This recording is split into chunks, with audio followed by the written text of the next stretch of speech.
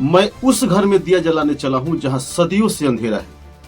नीचे धरती ऊपर आसमान और बीच में रामविलास पासवान। गूंजे धरती आसमान रामविलास पासवान। एक ऐसा नेता जिसका नाम Guinness book of the world record में है।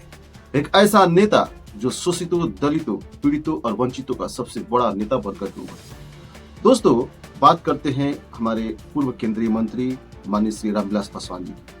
दोस्तों, हालांकि ये पूरी कहानी नहीं, लेकिन कुछ तथ्य उनके बारे में आपके सामने प्रस्तुत कर रहा हूं, क्योंकि रामविलास पासवान एक बहुत बड़े शख्सियत थे। उनकी कहानी छोटे से वीडियो में नहीं हो सकती है। आइए समझते हैं आखिर मसला क्या है। दोस्तों, बात शुरुआत होती है यहाँ से। जब बिहार का चुनाव होता था, जब हम लोग छोटे थे, तो एलजेपी का चुनावी पोस्टर हम लोग देखते थे। उस पर हमेशा लिखा हुआ करता था कि मैं उस घर में दिया जलाने चला हूं जहां पर सदियों से अंधेरा है, और बंगला छाप का निशान। तो क्या रामविलास पासवान दलितों के लिए कुछ कार्य किए? अगर इसको एनालिसिस किया जाए तो एक हद तक ये बात सही भी है। जिस तरह से काशीराम और अन्य जो दलित नेता हैं जो एक क्रांतिकारी तौर पर उभरे, रामविलास पासवान जी की शख्सियत हालांकि वैसी तो नहीं थी, लेकिन उनसे कम शख्सियत भी नहीं थी। केवल बिहार ही नहीं, बिहार से बाहर भी रामविलास पासवान जी की एक बहुत बड़ी शख्सियत थी। दोस्तों, एक्चुअली आज रामविलास पासवान जी की बात क्यों कर रहे हैं? अक्सर हुआ ये कि अब बिहार विधानसभा में आरजेडी नेता कुमार सर्वजीत ने बाबा चौरमल की मूर्ति हो या रामविलास पासवान जी की आदमकद की मूर्ति जो उन्होंने पटना में लगाने की विधानसभा में मांग किया, और किस तरीके से दलितों पर, शोषितों को सरकार द्वारा उन पर अत्याचार किया जा रहा है, जुल्म किया जा रहा है, इस बात को उठाते हुए उन्होंने ये कहा कि अगर बेचारे रामविलास पासवान जी होते तो आज ये दिन दलितों को, शोषितों को न देखना पड़ता। यानी उन्होंने इस संदर्भ में बेचारा शब्द का इस्तेमाल किया, और इसी शब्द को लेकर के एलजेपी रामविलास पासवान के नेता, दलित नेता राजू तिवारी, इस शब्द को थोड़ा ध्यान दीजिएगा, दलित नेता राजू तिवारी ने कहा कि रामविलास जी का अपमान है। आरजेडी वाले जो जंगल राज के प्रतीक हैं, इनका जो राज है, किस तरीके से लोगों को मन में डर का भावना पैदा करके सत्ता में बने रहे, आरजेडी वाले रामविलास पासवान जी का अपमान कर रहे हैं। हालांकि कुमार सर्वजीत ने सफाई देते हुए कहा कि उन्होंने किस संदर्भ में बेचारा शब्द का इस्तेमाल किया, वो रामविलास पासवान जी की मूर्ति लगाने की बिहार सरकार से मांग कर रहे थे। तो इस तरीके से लेकर के एलजेपी रामविलास की पार्टी ने जबरदस्त रूप से विधानसभा में और विधानसभा के बाहर आरजेडी के खिलाफ हंगामा किया। दोस्तों, सबसे बड़ी बात यह है, यहाँ पर पहला क्वेश्चन ये उठता है कि अगर रामविलास पासवान जी का ये अपमान है, तो 2021 में जब लोक जनशक्ति पार्टी का विघटन हुआ, एक गुट जहां पारस गुट था और एक गुट जो था चिराग गुट था, तो उस समय जब 6 सांसदों में से 5 सांसद, जिसमें रमा देवी, चंदन सिंह, प्रिंस राज और एक महबूब अली कैसर थे और खुद पारस, 5 जो सांसद थे वो पारस में चले गए, और एक सांसद जो खुद चिराग पासवान थे, राष्ट्रीय लोक जनशक्ति पार्टी हुई, वहीं दूसरी तरफ लोक जनशक्ति पार्टी रामविलास हुई जो चिराग पासवान को मिली।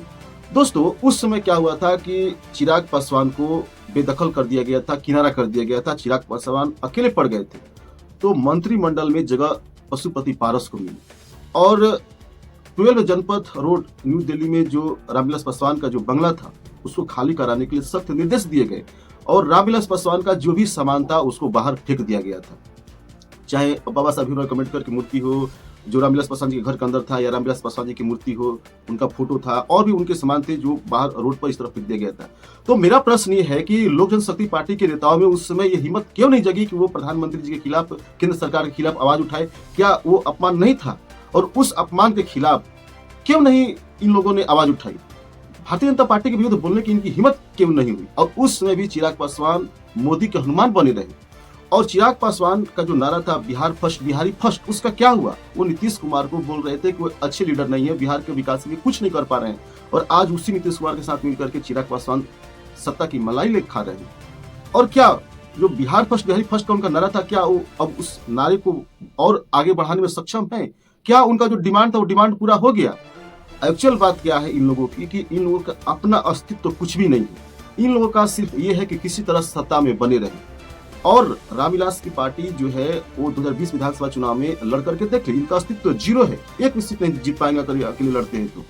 अब दूसरी बात, आइए बात करते हैं रामविलास पासवान जी की, इनकी थोड़ा राजनीतिक यात्रा पर। 1977 का लोकसभा चुनाव, रामविलास पासवान जी 4,24,000 वोट के रिकॉर्ड मतों से हाजीपुर लोकसभा सीट से जीतते हैं।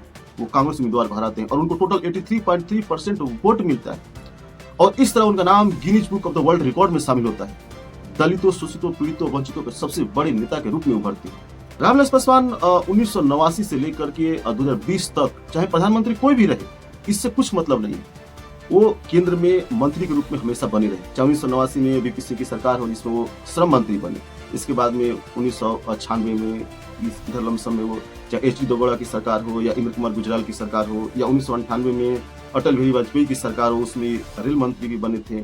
और उसके बाद में चाहे जिस तरीके से 2004 के बाद वो पुनः कांग्रेस में चले गए और मनमोहन सिंह की सरकार में लगातार 10 सालों तक वो मंत्री बने रहे, इसमें वो इस्पात मंत्री भी बने थे, उपभोक्ता मामले में भी मंत्री बने थे।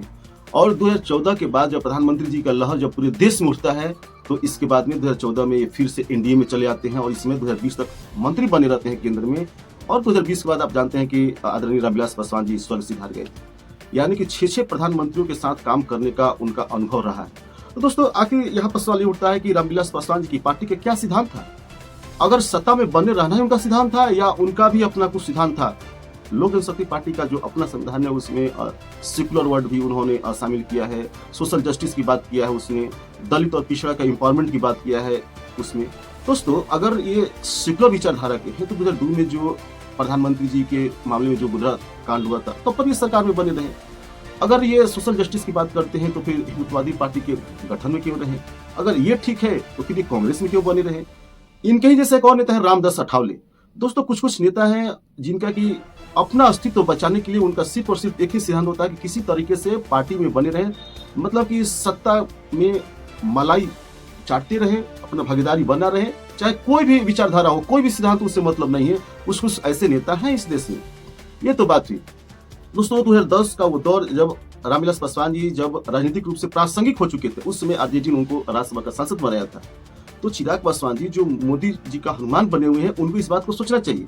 और जो दलित नेता जो है राजू तिवारी जिस तरीके से ये बोल रहे हैं कि ये रामविलास पासवान जी का अपमान है, उसमें ये लोग क्यों नहीं उठे? उसमें इन लोगों का अंदर रामविलास पासवान जी के प्रति भक्ति क्यों नहीं उठी?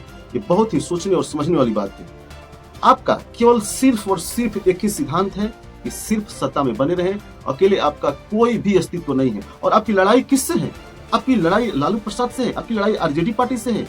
अरे आपकी सिद्धांत क्या है? आपका अपना अस्तित्व कहाँ है? आपका अपना लीडरशिप कहाँ है? दोस्तों ये बात बहुत ही सोचने और समझने वाली है। इस वीडियो में केवल एलजेपी रामविलास की बात कर रहा हूँ। ऐसे तमाम दलित के नाम पर बने हुए पार्टी और संगठन है इस देश में जिनका सिर्फ और सिर्फ एक ही सिद्धांत है, किसी तरीके से सत्ता में बने रहना, किसी तरीके से सत्ता में मलाई का लाभ लेते रहना, लेकिन उनका अपना कोई भी अस्तित्व नहीं है। चाहे आप उत्तर प्रदेश देखिए, बिहार देखिए या महाराष्ट्र देखिए या कोई भी अन्य राज्य देखिए।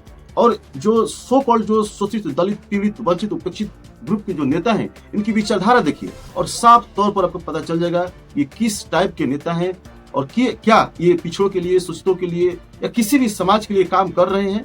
ऐसे आपको बहुत सारे एग्जाम्पल मिल जाएंगे।